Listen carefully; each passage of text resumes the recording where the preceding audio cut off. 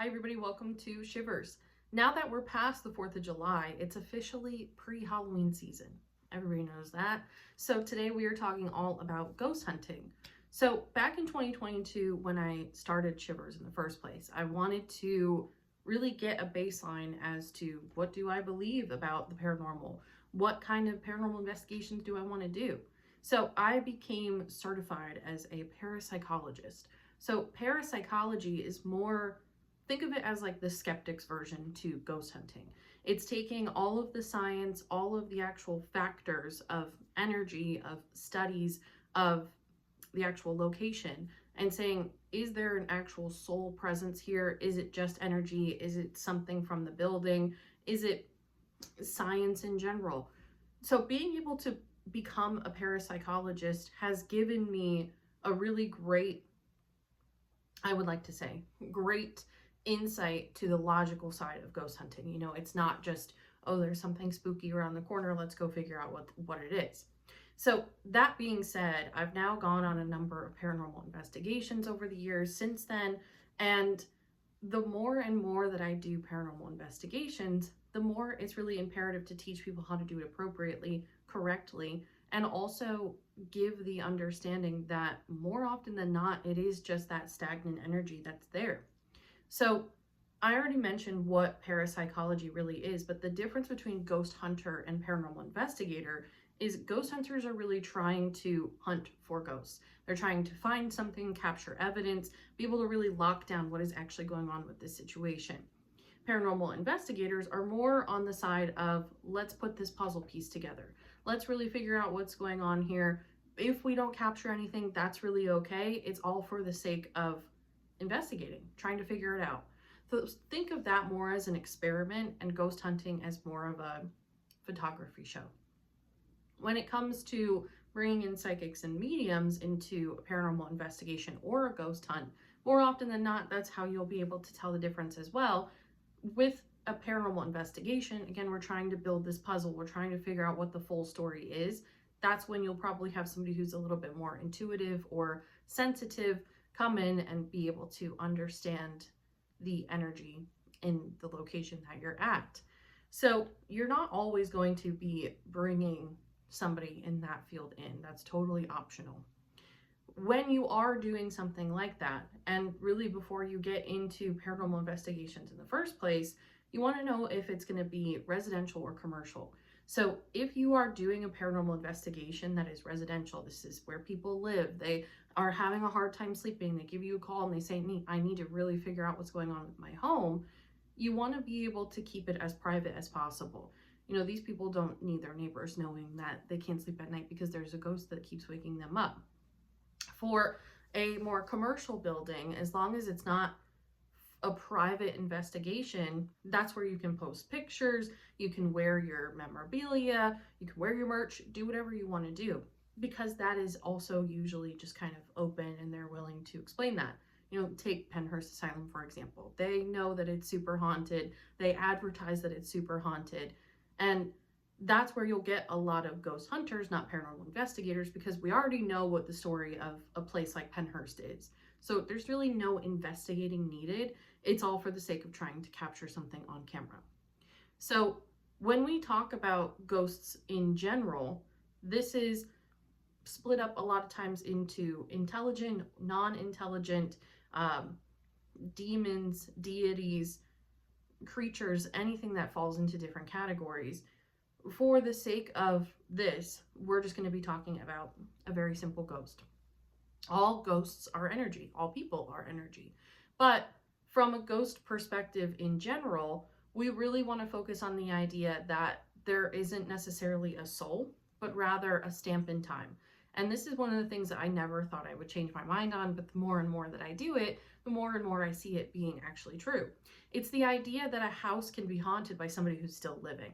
You know, for example, let's say that you move into a brand new home.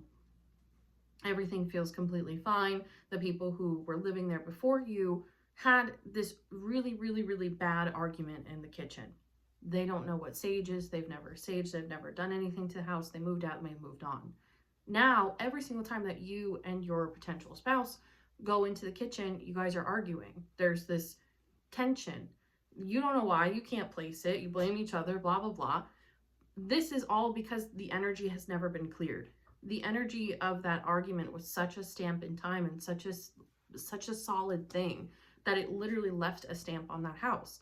You can do paranormal investigations and find these energy pockets, and that's where a lot of times you'll get the heat sensitivity as well.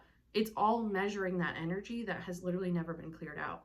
And from a spiritual perspective, this is, I think, what helps people really cross that threshold, is that not only we're not talking about linear time a little bit, but we're also talking about all of this really strong energy that just stains and sticks. It's also the power of words. So before you do any paranormal investigations or ghost hunting in general, it's better to hear less about the place before you go, which sounds counterintuitive, but I'll explain. Let's say that you're going to a bed and breakfast and you're going to be staying all night in this very haunted room where Mary paces across the floor at 3 o'clock in the morning with her red dress. Well, now you are going into this bed and breakfast expecting to see Mary, expecting to hear her, see her, whatever. You are already putting that out there. The power of manifestation, the power of words. Again, it's all energy you're feeding into the story. It is very possible that you can create Mary to walk across the room at 3 o'clock in the morning, so much so that all of these people have repeated this story. You literally breathe life into something that has never existed before. This is how folklore exists. So you're able to capture fake Mary on your equipment, on your cameras, because it is breathed energy. I know that this all sounds a little woo-woo, but I promise you that this is how it works. So when it comes to poltergeists, this is what I found to be the most interesting part of ghost hunting in general. So poltergeists are extra energy from people who are right there, right in the room.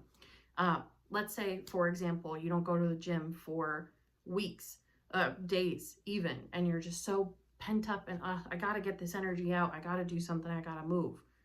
That energy, if you never go to the gym, if you never do anything, there's so much of it that it starts to influence the surroundings, the place that you're in. You'll know if you're dealing with a poltergeist if you have somebody in your household, in the location, that has that sort of feeling. And a lot of times this happens when people are going through puberty. So this is why we get a lot of horror stories about kids at that puberty time frame, because of all their extra energy, because this stuff exists.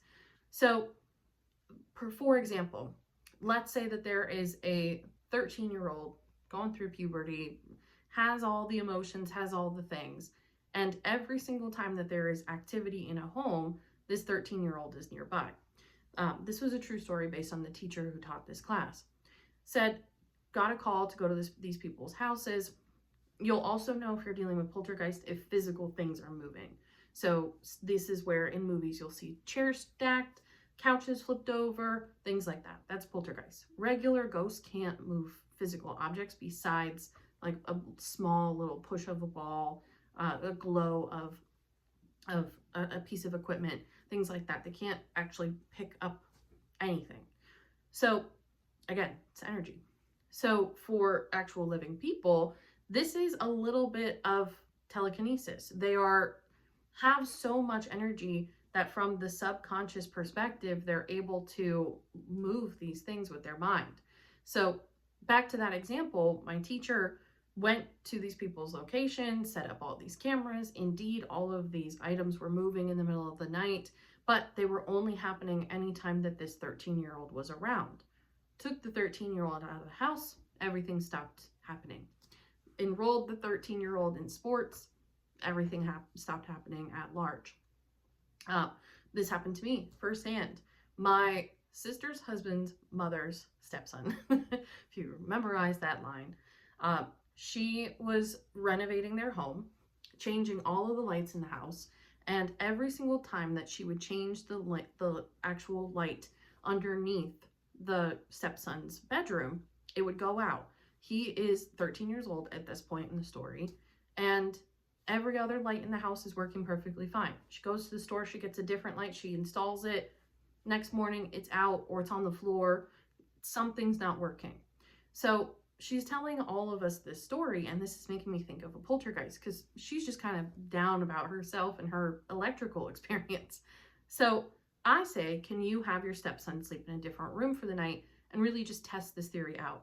And voila, what do you know?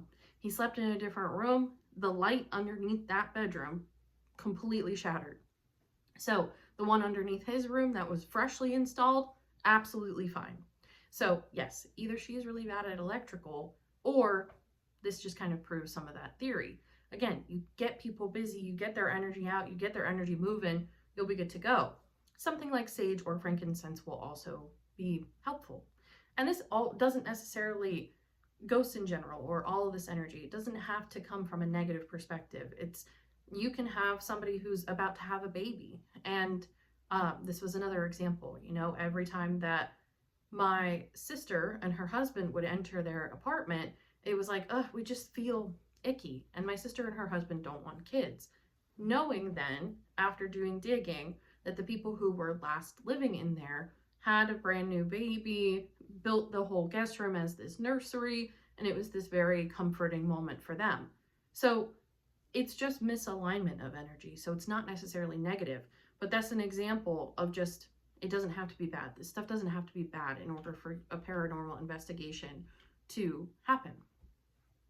We also have hauntings and possessions. So the difference is that hauntings are really to the location and possessions are to the person. So there are entities, creatures, deities, what I mentioned before, that are not necessarily human. And again, that's neither here nor there, but it's the idea that these entities find people who are very open, who have all of that energy, don't know what to do with it.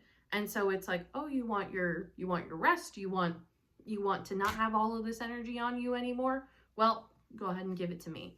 And for the people who are not really educated on more of that metaphysical side of things, it's just like, oh, I had this funky dream last night. This thing came in and said that it would do me this favor and I would be able to sleep well. And I said, hell yeah, why wouldn't I?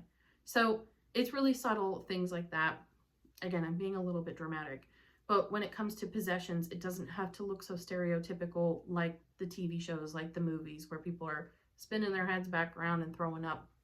It doesn't have to look like that. It very rarely looks like that. Sometimes you'll catch people speaking in a different voice, and that's a little bit scary.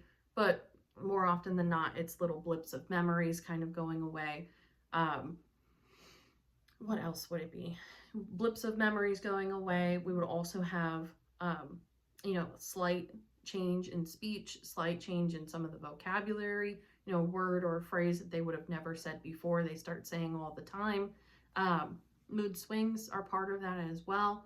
So it's little things. And a lot of times, this is where we cross the threshold from spirituality into mental disorder and things like that. There's a lot of different spiritual practices that believe that certain mental disorders come from people who are meant to be really in tune, and then it just gets disrupted, and the world is the way that it is. But again, I know that this is very easy for me to get on a tangent. The point of me bringing up possessions is that you are still being taken advantage of from something that does have a soul, that does have a spirit, and this is not just energy. So you would be smart to go to an exorcist. Somebody like me who's a parapsychologist cannot do exorcisms. These have to be priests, people who are really dedicated to spirituality. Certain shamans can do it, but that's really about it. It's not like your common person can do something like that. For hauntings of being stuck to a location, this is really the differentiation between possessions and hauntings. Hauntings are all about the places haunted. So think about the Stanley Hotel. Think about Amityville Horror. These actual physical places that we can go and visit and probably feel or see something.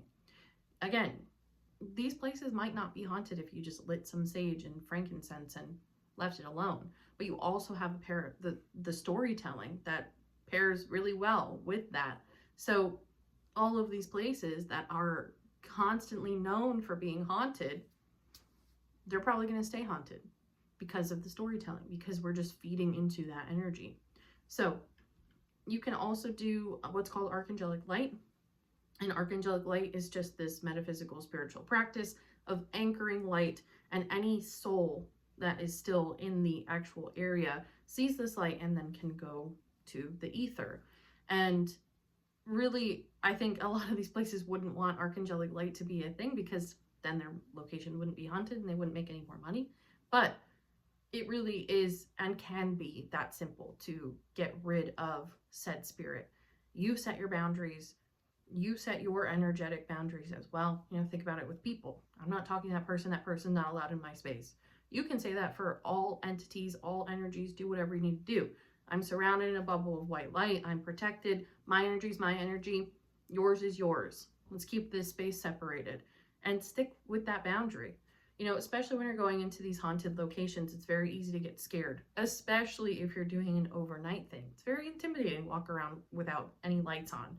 But what's really important is that you don't get to that low vibrational state, because then you're kind of bait. So keep your boundaries up, keep your fear levels low.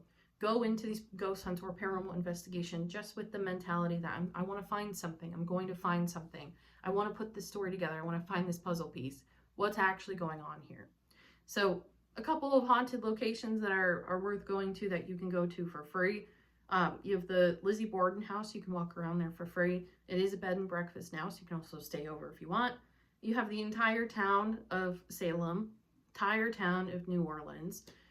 Eastern State Penitentiary is in Philadelphia. I know I talk about Pennhurst a lot, but Pennhurst is also just outside of Philadelphia. And then you also have like Annabelle or Robert the Doll. So here's an example of an item that is possessed and not necessarily a person, but it's the idea that these entities are inside of Annabelle and Robert and other dolls and actual items. You know, think about the Warrens Museum and all the things that they have in there. So again, the same way that you would get rid of an entity for a person would be through that exorcism. You can do that same sort of thing for an item. You know, if Annabelle really needed to be exorcised, they could make that happen. Same thing for Robert the Doll. But at the end of the day, the honesty creeps in, that logic side creeps in. These people are making money. So when it comes to equipment, it can be as simple as this thing. This is an EMF detector just from Amazon. All you do is click it and it turns on. It has a whole bunch of glowing things.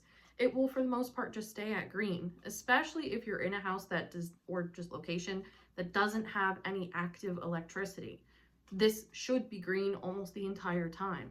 As you get closer to actual pieces of equipment, think my phone right now, it will light up more and more. So again, when you're in these locations that have no electricity, no running AC, no running lights, nothing, and this thing starts going off in the middle of the room, as long as your phone's not around or other pieces of equipment are not around, then you know you're picking up on energy. It's electromagnetic frequency. This is energy. It's not confirming whether there's a soul attached or not. That's where more of these intuitive people, sensitive people can kind of help with that. You also have M-pods. These are EMPOD. These are very expensive versions that kind of do the same thing. They light up, they go down.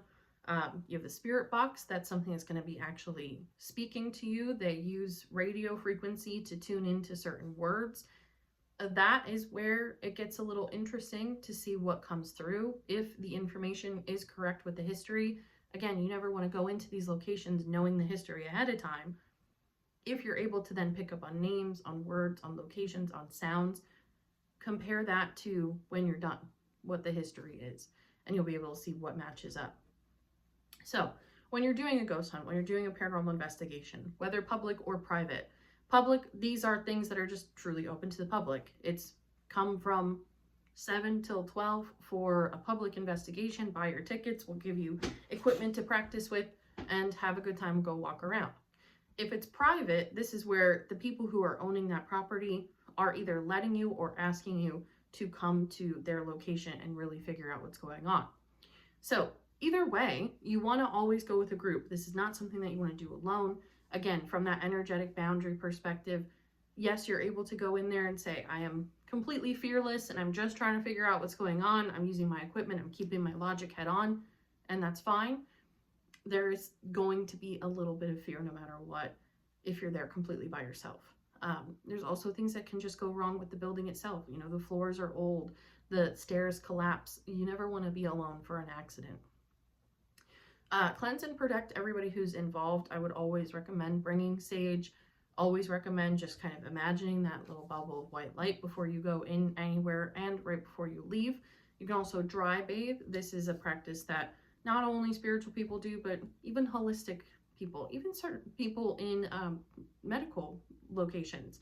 It's dry bathe, so you do shoulder, shoulder, and then wipe it down to your feet. You do it 3 times for body, mind, spirit, and then you just say, I leave that energy here. That is not mine. Speak your respect out loud. Announce your arrival. Announce your intentions. Thank you for allowing us to be in your space. We're here to just figure out what's going on. Thank you for cooperating. You just say that out loud. Use your equipment. Avoid that trepidation of Mary being in the room at 3 o'clock in the morning. You want to find out what you're actually experiencing firsthand and then being able to compare it at the end. Analyze the evidence with people's personal experience as well. You know, don't necessarily discount somebody who has chills or their back locks up or they start feeling really shaky. These are relevant. You know, is there a piece of evidence that's going off, that's going off at the same time that somebody is feeling this? That's going to be very relevant to that evidence analysis at the end as well. Compare your findings with the actual owner's stories, with the history of the location as well. And then depending on what these people want want you to do, sometimes you can sage the place, use frankincense on the place, do whatever you need to do to get these spirits, these energies out of the room. The other side of that is leaving it as you found it. You know, again, for a ghost hunt, we're just trying to figure out what we can actually capture. So now we're going to just leave it as it was. Thank you for the experience, and off we go. This is what you'll see 9 out of 10 times for those public ones. Keeping it confidential, like I mentioned in the beginning, especially if this is a person's private home, nobody needs to know what's going on with their house. And then follow up with your client when you're done, especially for a private one. You know, public one, they don't necessarily care. They might ask you to share some pictures, but that's about it. But for private investigations or residential locations, always make sure that the people are okay. You didn't stir up any energy, you didn't bring in any of your own energy too, and just making sure that everybody is happy with their service too. So that is really what comes down to for conducting a ghost hunt, conducting a paranormal investigation. Again, the only difference really being we're trying to figure out the story and the puzzle, or we're trying to capture some stuff. So a couple movies that I would always recommend. Insidious is going to be a good one that shows not only the person being possessed, person being haunted, but the power of storytelling as well. And again, from that mental illness, that mental disorder perspective, they think that he's just in a coma, but really from a spiritual perspective, he's stuck in the other world. You have Grave Encounters, which is that first person perspective, found footage style of these people doing a paranormal investigation in an asylum. You have Blair Witch Project. Everybody knows Blair Witch Project. Malevolent is a really great one. This is a Netflix movie with Florence Pugh. She and her brother are scamming people that they're doing these paranormal investigations, saying that she has all of these connections to the other side, and she does not. And they start to find things that are actually real. And then you also have The Cleansing Hour. This is a more of a low budget movie, but I really, really enjoy this movie. Another one where it's more along the lines of we're doing all of these investigations and all of these streams and shows when we're really just trying to make some money. So you're not getting to the truth, and then you're forced to get to the truth. So again, even if you don't necessarily believe in ghosts, it's helpful to believe that there is something, because then otherwise you're going to be really spending your entire night being that skeptic in the corner, which is still helpful, but you might ruin your time a little bit. I would always say expect to be a little bit bored. You know, when you're walking up and down steps, especially all night long, and you're not getting anything besides maybe one blip every half hour, it can get a little boring. But You're there to figure out what's going on. You're there to put the puzzle pieces together. Keep yourself protected. Keep yourself safe. Keep your mouth shut. Keep it confidential if requested to. And yeah, you know, figure out what you can figure out. Keep your mind open. You might experience some things that you never thought was possible before. And there you have it.